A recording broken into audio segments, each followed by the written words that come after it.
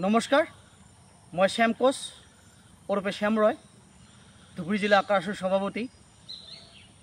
মোৰ আদৰেৰ কোচ কমতাপুৰবাসী ৰাইজ, যোৱাকালি আমি যি ছ'চিয়েল মিডিয়াৰ যোগেদি যি মই দেখা পালোঁ যে উজনি অসমত বীৰ ৰাজেশ সেনাৰ সেনাপতি মণি শৃংখল চলিহাই যি ধুবুৰীৰ বিষয়ে যি খিলঞ্জীয়াৰ বিষয়ে কল যে ধুবুৰীখন বোলে খিলঞ্জীয়াত নাই, ধুবুৰীখন বাংলাদেশী। এই কথাত আমি শৃংখল চলিহাক সকলোৱে দিব খুজিছোঁ যে আপুনি আহক, ধুবুৰী জিলাত খিলঞ্জীয়া আছেনে নাই। অবিভক্ত গোৱালপাৰা তথা নামনি অসমত কোচ ৰাজবংশী জনগোষ্ঠীৰ যি দবদবনি আছে, আমি ভূমিপুত্ৰ অসমত আমি ভূমিপুত্ৰ হয়, অৰিজিনেলি আমি ইয়াৰ বাসিন্দা খিলঞ্জীয়া হয়। আপোনালোকে নাজানে নেকি আজি আহোমক কোনে পৰাস্ত কৰিছে? আমাৰ যি কোচ ৰজাৰ ৰজা বিশ্ব মহাবীৰ চিলাৰায় আৰু নৰনাৰায়ণ যি দুইজনে যি কোচ ৰজাক পৰাস্ত কৰিছে, আপুনি নাজানে নেকি? ইয়াৰ কাৰণে আপুনি ধুবুৰী আহক, ধুবুৰীৰ জ্ঞান লৈ যাওক, ধুবুৰীত খিলঞ্জীয়া মানুহ আছেনে নাই।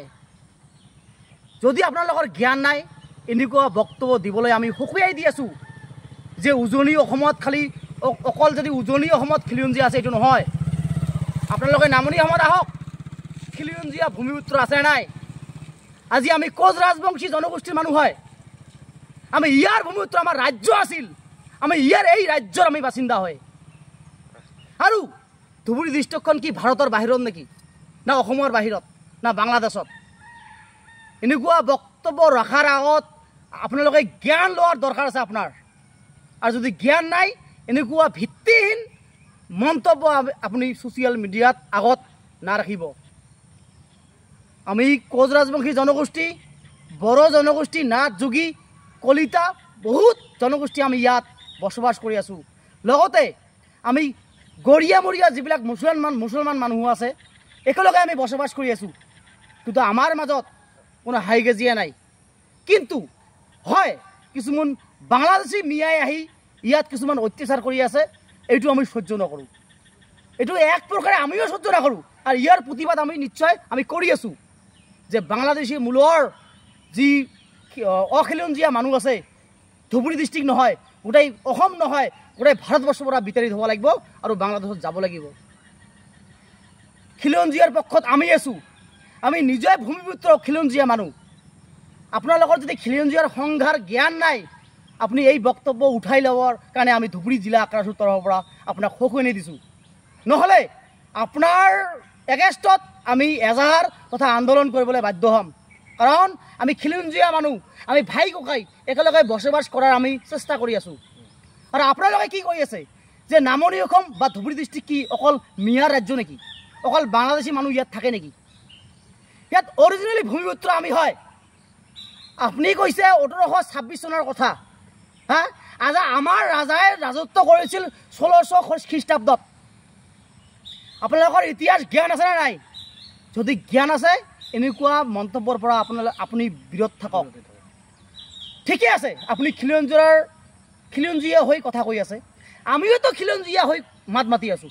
আমাৰ যি অধিকাৰ, কোচ ৰাজবংশী জনগোষ্ঠীৰ যি অধিকাৰ, প্ৰাপ্য দাবী, আজি কমতাপুৰ ৰাজ্য পুনৰ উদ্ধাৰ তথা জনজাতিকৰণৰ ক্ষেত্ৰত আমি যেতিয়া ছেক্ৰিফাইচ কৰি আছোঁ, আমাৰ যি আন্দোলন, আমি আন্দোলন কৰি আছোঁ, আমি যি দুখ কষ্ট, আমাৰ পুলিচৰ ডাং লাঠিৰ মাৰ আমি খাইছোঁ, জেল আমিও খাটিছোঁ। আপোনাৰ নিচিনা জেল এই শ্যাম ৰায় খাটিছে, শ্যাম কোচ হয়। আপুনি আহক ধুবুৰী জিলাত, শ্যামে জেল খাটিছেনে নাই? জাতিৰ নামত জেল খাটা মানুহ শ্যাম কোচ হয়, ওৰফে শ্যাম ৰয়। নেক্সটত শ্যাম কোচ আপোনাৰ হৈ ডাইৰেক্ট আপোনাৰ বিৰুদ্ধে মাত মাতিবলৈ আমি বাধ্য হ'ম।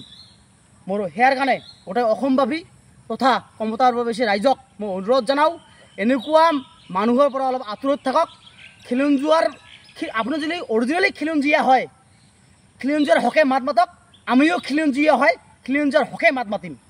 আমিহে সংস্থাপন দিছোঁ, চিলেৰাই দিছে, নৰনাৰায়ণে দিছে, সংস্থাপন দিছে, তাৰ পৰিপ্ৰেক্ষিতত ধৰ্ম প্ৰচাৰ কৰিবলৈ আজি যে যি আমাৰ এক চৰণ ধৰ্ম আছে কোনে প্ৰচাৰ শংকৰদেৱে কৰিছে আৰু শংকৰদেৱক কোনে আশ্ৰয় দিছে নিশ্চয় আমাৰ ৰাজ পৰিয়ালৰ সংস্থাপন দিছে কিন্তু আমি এইবিলাক পাহৰি গৈছোঁ আমি ভাই ককাই একেলগে অসমত বসবাস কৰিব খোজোঁ কিন্তু আপোনাৰ নিচিনা বক্তব্যই লোৱাৰ অসম আৰু উজনি অসমৰ মাজত যি ডিভাইড কৰিব খুজি আছে এইটো কেতিয়াও আপোনাৰ প্লানিং সফল নহয়